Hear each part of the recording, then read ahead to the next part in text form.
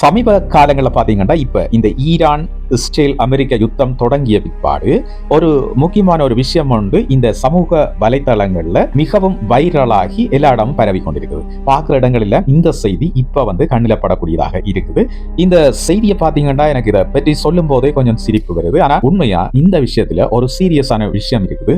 இதை பற்றி நாங்கள் கொஞ்சம் விரிவா பார்ப்போம். இதுல நகைச்சுவையும் இருக்கு, ஆனால் இதுல ஒரு மிக முக்கியமான ராணுவ தந்திரமும் இருக்கு. அது தொடர்பா நான் உங்களுக்கு விரிவா சொல்ல போறேன். இஸ்ரேலும் அமெரிக்காவும் சேர்ந்து ஈரான்ல ஒரு தாக்குதலை தொடங்கி இருக்குதாங்க. அந்த தாக்குதல் இப்ப பரவல் அடைஞ்சு பல நாடுகள்ல நடந்து கொண்டிருக்கிற ஒரு மிகப்பெரிய போராக மாறி இருக்குது. எல்லாருக்கும் தெரிஞ்ச ஒரு விஷயம். இந்த தாக்குதல் சம்பவத்தோட தொடர்புபட்டதுதான் இந்த காணொலியும் இந்த புகைப்படமாக இப்ப சொல்லப்படுது. சரி, என்ன விஷயம்னு சொன்னா, ஈரான் விமானப்பட தளங்கள்ல இருந்த போர் விமானங்கள், அந்த விமானப்பட தளங்கள்ல நிறுத்தி வைக்கப்பட்டிருந்த போர் விமானங்களை குறிவச்சு விலை உயர்ந்த ஏவுகணைகளை வீசி அந்த விமானங்களை தாக்கியதாக சில புகைப்படங்கள் பரவி கொண்டிருக்கு. அந்த புகைப்படத்தை தான் நீங்கள் இப்ப இந்த காணொலியில பார்த்து கொண்டிருக்கிறீங்க. சரி, காணொலியை கொஞ்சம் கவனமா பாருங்க. இப்ப நான் சொல்ல போற விஷயங்களை நீங்கள் இதுல அவதானிக்கலாம். ஆனா அந்த புகைப்படங்களை நன்றாக கொஞ்சம் பார்த்தீங்கன்னா இதுல ஒரு சுவாரஸ்யமான விஷயம் உங்களுக்கு தெரியும். இந்த புகைப்படங்கள் உண்மையான போர் விமானங்கள் இல்லை. கொஞ்சம் மூடி பாருங்க. நீங்கள் இப்ப பார்த்து கொண்டிருக்கிற இந்த புகைப்படங்கள், அந்த புகைப்படங்கள்ல இருக்கிற விமானங்கள் உண்மையான விமானங்கள்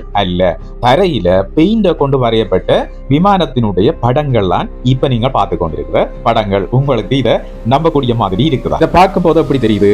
இந்த செயற்கைக்கோள் புகைப்படங்கள்ல விமானம் போல ஒரு உருவம் தரையில சிதைஞ்சு கிடக்கிற மாதிரி இருக்குதானே. அதன் அருகில பாருங்க ஏவுகணைகள் தாக்கி பெரிய பள்ளமும் இருக்கிற மாதிரி ஒரு தோற்றம் இருக்குது. ஆனால் இதை சரியா ஆய்வு செய்த சிலர் என்ன சொல்லி இருக்கிறார்கள் என்றா, ஈரான் ஏமாற்றி விட்டது என்று ஒரு கதையை சொல்லி இருக்கிறார். இதாலதான் இப்ப இந்த புகைப்படங்கள் இந்த அளவு வைரலாகி கொண்டு வரதுக்கான காரணம். சரி, இந்த புகைப்படம் பற்றி இப்படி கதைகள் வர இந்த புகைப்படம் தொடர்பாக ஃபேக்ட் செக் செய்யப்பட்டிருக்குது. இந்த ஆய்வுகள்ல இருந்து சொல்லப்பட்ட கருத்து என்னன்னு சொன்னா, இந்த புகைப்படங்கள்ல பல ஏஐ தொழில்நுட்பம் மூலம் உருவாக்கப்பட்டவை என்றும் கண்டுபிடிக்கப்பட்டிருக்கு. ஆனால் இங்க ஒரு உண்மை இருக்குது. போலி இலக்குகளை உருவாக்கி எதிரிகளை ஏமாற்றுறது ராணுவத்தின் புதிய விஷயம் இல்லைன்றதை நீங்கள் அறிஞ்சு கொள்ளணும். இதை உலக ராணுவம் எப்படி சொல்லும்டா, மாஸ்கியோரோக்கா என்று சொல்லுவினோம். மாஸ்கியோரோக்காண்டா இது ஒரு ரஷ்யன் வேர்ட், மாறு வேடம் என்று இதை சொல்றது. இது ஒரு யுத்த தந்திரம் என்றும் அழைக்கின்றார்கள். இதன் நோக்கம் மிகவும் எளிமையானது. உங்களுக்கு தெரியும், இப்ப பொதுவாக யோசிச்சு பாருங்க. எதிரி நாடுகள் செயற்கைக்கோள்கள் அல்லது இந்த ட்ரோன் இருக்குதானே, ட்ரோன்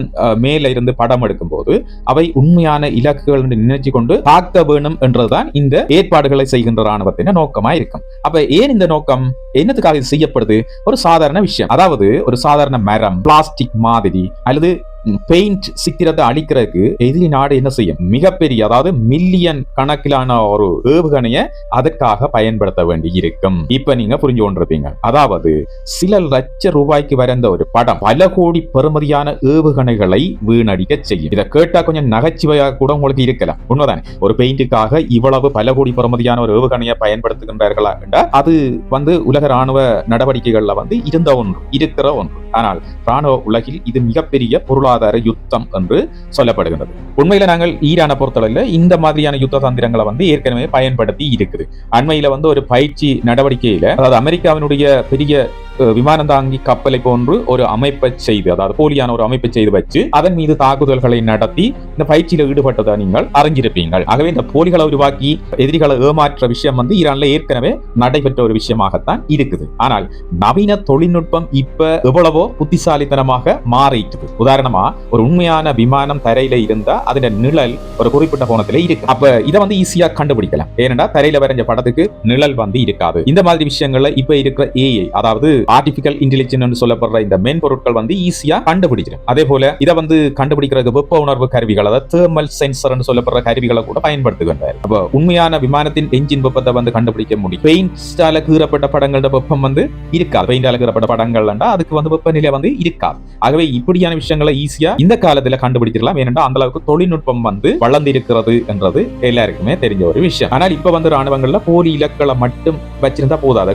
படத்தை கீறி வச்சிருக்கிறதுல மட்டும் இப்ப இந்த விஷயங்களை சாதிக்க முடியாது. ஏனென்றா அவ்வளவு தொழில்நுட்பம் வளர்ந்துட்டு. அதுக்கு பதிலாக காற்றடைத்து உருவாக்கும் விமான மாதிரிகள், மற்றது இந்த பழைய விமானங்கள், அப்படியான விஷயங்களை வச்சு ஏமாற்றப்படுவதாக இப்ப ஆய்வுகள்ல சொல்லி 3ஆம் மாதம் இப்ப தொடங்கி இருக்கிற இந்த தாக்குதல்கள், அதாவது இஸ்ரேலுக்கும் ஈரானுக்கும் இடையிலான இந்த தாக்குதல்கள் இஸ்ரேல் உண்மையான ஏவுகணை தளங்கள் மற்றும் ராணுவ கட்டமைப்புகளை துல்லியமாக தாக்கி வருவதாக சொல்லி வருகின்றது. மற்ற பலத்தில் பாத்தீங்கன்னு சொன்னா ஈரான் வந்து தனது ஹைப்பர்சோனிக் ஏவுகணைகள் மூலம் இஸ்ரேலின் அயன் ட்ராம் பாதுகாப்பு அமைப்புகளை வந்து ஏமாற்றி தாக்குதல்களை செய்து வருகின்றோம் என்று சொல்லி வருது. ஆகவே இந்த ஏமாற்றுகின்ற விஷயம் என்றது ராணுவத்தில் காலங்காலமாக இருக்கின்ற ஒரு போர் யுத்தியாகவே இருக்கின்றது. எல்லாவற்றையும் சேர்த்து பார்த்தால் ஒரு விஷயத்துக்கு நாங்கள் வரலாம். போர்க்களத்தில் ஆயுதங்களோடு மட்டும் போராடுவது புத்திசாலித்தனம் அல்ல. இங்க வெற்றியை வந்து எல்லாவற்றையும் சேர்த்து நாங்கள் பார்க்க ஒரு விஷயத்துக்கு வரலாம். போர்க்களத்தில் ஆயுதங்களோடு மட்டும் போராடுறது புத்திசாலித்தனம் இல்லை. அதாவது சில நேரம் என்ன நடக்கும் சொன்னா ஒரு போரின் வெற்றிய குண்டுகள் மட்டும் பெற்று தராது. ஒரு பெயிண்டிங் மற்றும் ஒரு நல்ல ஐடியா கூட அந்த வெற்றியை பெற்று தரும் என்றதான் இந்த படங்கள்ல இருந்து நாங்கள் தெரிந்து கொள்ளக்கூடிய விஷயங்களாக இருக்குது. இது இன்றைய உலக விவரம். மீண்டும் ஒரு புதிய நல்ல உலக விவரத்தோடு உங்கள் எல்லாரையும் சந்திக்கிறேன். இந்த விவரங்கள் உங்களுக்கு பிடித்திருந்தா லைக் பண்ணுங்க. அதே நேரம் உங்களுடைய நண்பர்களோட இந்த காணொலியை ஷேர் பண்ணுங்க. மீண்டும் ஒரு புதிய உலக விவரத்தோடு உங்கள் எல்லாரையும் சந்திக்கிறேன். வணக்கம். அனைவருக்கும் சாந்தியும் சமாதானமும் உண்டாகட்டும்.